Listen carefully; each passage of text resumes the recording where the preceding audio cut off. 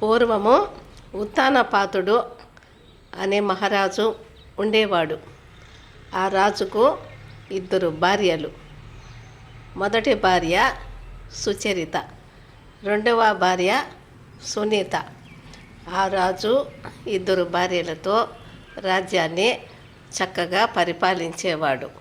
అప్పట్లో రాజులన్న తర్వాత ఎన్ని పెళ్ళిళ్ళైనా చేసుకునేవాళ్ళు.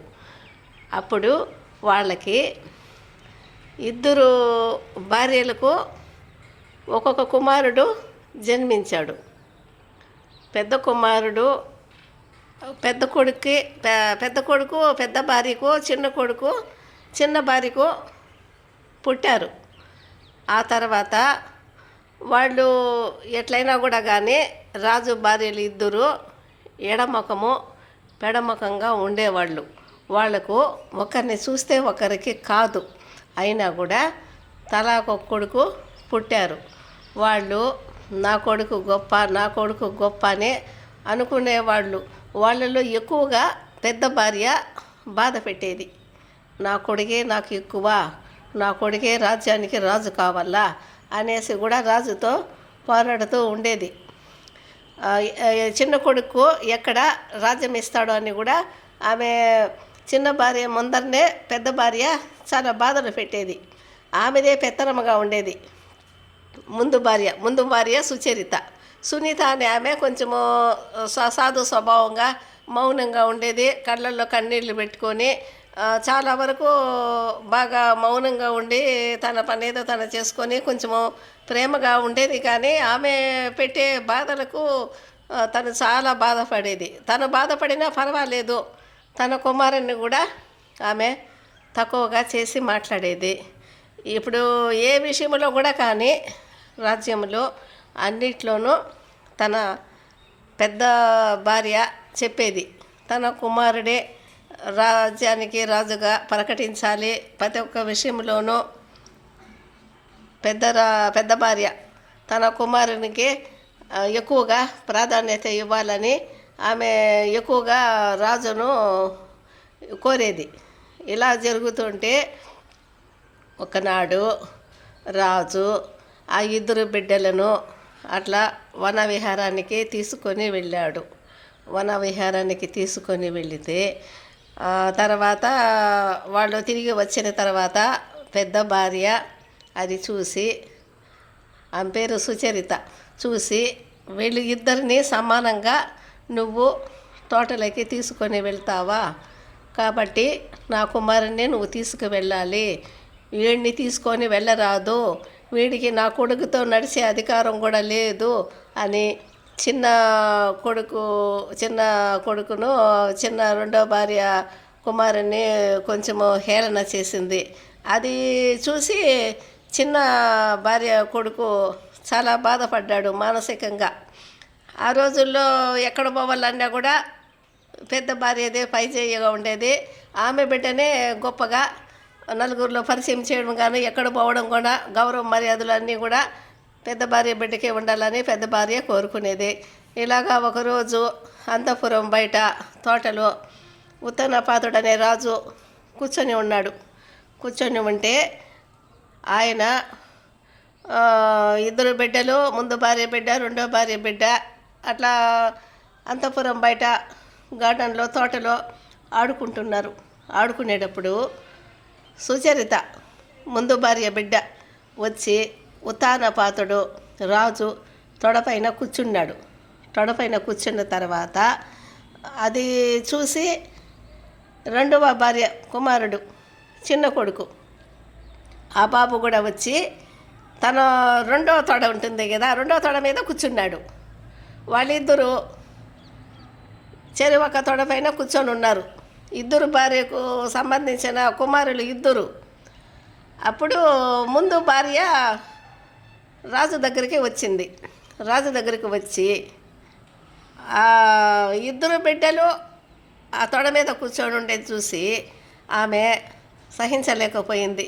ఏమంటే నా కుమారుడే పెద్ద భార్య కుమారుడు నా కొడుకు ఆ తొడ మీద కూర్చునే అధికారము ఉంది ఆ రాజు తొడపైన. ఈ చిన్న భార్యకు సంబంధించిన కొడుకు ఎలాంటి అధికారం లేదు, ఎంత ధైర్యంతో వచ్చి కూర్చున్నాడు అని ఆమె వచ్చి, పెద్ద తల్లి కావాలి కదా, ఆమె వచ్చి రెండో భార్య కుమారుణ్ణి బాగా కొట్టి, ఆ చెంప ఈ చెంప కొట్టి జుట్టు పట్టి లాగి రాజు తొడ మీద నుంచి కిందికి తోసేసి, నీకు ఈ అర్హత లేదు, నువ్వు ఇలా కూర్చోరాదు, నువ్వు ఉండే ప్లేస్ అక్కడ బయట కింద కూర్చో, ఇక్కడ నా కుమారుడే కూర్చోగలుగుతాడు, ఈ తొడ మీద అయినా కూర్చుంటాడు, ఈ రాజ్యానికి కూడా రాజు నా కుమారుడే, నువ్వు ఉండవలసింది నువ్వు అక్కడ సేవకుడుగా అక్కడ బయట ఉండాలి, నువ్వు అక్కడ కింద కూర్చోవాలి అని బాగా అవమానం చేస్తుంది. చిన్న మనసు ఆ రోజుల్లో, అప్పట్లో పురాణాలు అప్పుడు కథ ఇది, తట్టుకోలేక ఆ చిన్న భార్య కుమారుడు సునీత కుమారుడు చాలా బాధపడతాడు. వాళ్ళమ్మ తల్లికి చెప్తాడు, వాళ్ళ అమ్మకి చెప్తాడు, ఇలా పెద్ద తల్లి చేసిందమ్మా అని చెప్పి చాలా బాధపడతాడు. పోనీలే నాన్న, నీకు అన్నే కదా, నీ పెద్ద తల్లే కదా, నువ్వు సర్దుబాటు చేసుకో, నువ్వేమి బాధపడద్దు అని చెప్తుంది. అయినా కూడా ఆ చిన్న బిడ్డ సునీత కుమారుడు, రాజు రెండవ భార్య కుమారుడు, అవి ఆ బాధ అలా ప్రవర్తన చేయడం వలన తన పెద్ద తల్లి అవన్నీ తలుచుకుంటూ ఆ నైట్ అంతా నిద్రపోక మార్నింగ్ లేచిన తర్వాత, అమ్మ నేను అడవిలోకి పోయి తపస్సు చేసుకుంటాను, నాకు ఈ రాజ్యము వద్దు, వీళ్ళు చేసే ఈ అవమానాలు వద్దు, నేను వెళ్ళిపోతాను అని చెప్తాడు. అప్పుడు తల్లి చెప్తుంది, నువ్వు చిన్న బిడ్డవి, తపస్సు ఏమిటి నాయనా, నువ్వు తపస్సు చేసుకొని వెళితే పులులు సింహాలు తినేస్తాయి, ఈ చిన్న బిడ్డప్పుడు నీకు ఏమిటి ఈ ఆలోచన అని తల్లి వద్దని వారిస్తుంది. అదేలాగా రాజు చెప్తాడు, రాజ్యంలో వాళ్ళు చెప్తారు, ఎవరు ఎంత చెప్పినా కూడా నేను వినను, నాకు ఈ అవమానం తట్టుకోలేను, నన్ను నా తండ్రి తొడ మీద నుంచి తోసేసింది కదా, నాకు అర్హత లేదంది కదా, నేను ఆ భగవంతుని అడుగుతానని ఎవరు ఎంత చెప్పినా కూడా వినకుండా ఆ చిన్న బాలుడు, ఆ బాలుడికి ఎంత వయసు, 5 సంవత్సరములు, 5 సంవత్సరముల బాలుడు అడవిలోకి వెళ్ళిపోతాడు. అడవిలోకి వెళ్ళి ఒక నిర్దేశమైన ప్రదేశంలో కూర్చొని మహావిష్ణువు గురించి ఆయన ధ్యానం చేస్తాడు. ధ్యానం తర్వాత తపస్సు చేస్తాడు. ఏకాగ్రతగా ఆయన్నే స్మరిస్తూ అక్కడే కూర్చుంటాడు. నీళ్లు లేక, నిద్ర లేక, ఆహారం తీసుకోక అలా కూర్చుంటాడు. అప్పుడు ఆ యుగాలలో అలా తపస్సు అనేది చేస్తే భగవంతుడు ప్రత్యక్షమయ్యేవాడు. తపస్సు చేసే వాళ్ళ దగ్గరికి కూడా వాళ్ళ ప్రాణానికి హాని కలిగించే ఏ జంతువు వచ్చి కూడా ఏమి చేసేది కాదు. ఇప్పుడు ఈ కలియుగంలో మనం తపస్సు చేసుకొని పోతే తెలివితప్పైనా చచ్చిపోతాము, లేకపోతే పులులు సింహాలు ఏదైనా క్రూర సర్పాలు ఏవో ఒకటి మనం చంపేస్తాయి, తపస్సు చేయకముందే చంపేస్తాయి. ఈ కలియుగానికి సంబంధించింది ఇప్పుడు అలా ఉన్నాయి. ఇప్పుడైతే తపస్సు చేసేదానికి వీలు పడదు. అప్పట్లో అలా చేశారు, ఆ యుగంలో అలా చేశారు. తర్వాత తపస్సు చేశాడు, బాగా భయంకరంగా తపస్సు చేస్తే ఒక పుట్టలాగా ఏర్పడిపోయి శరీరం చుట్టూ చాలా భయంకరంగా ఆ పుట్టలో పాములు కూడా చేరుకున్నాయి.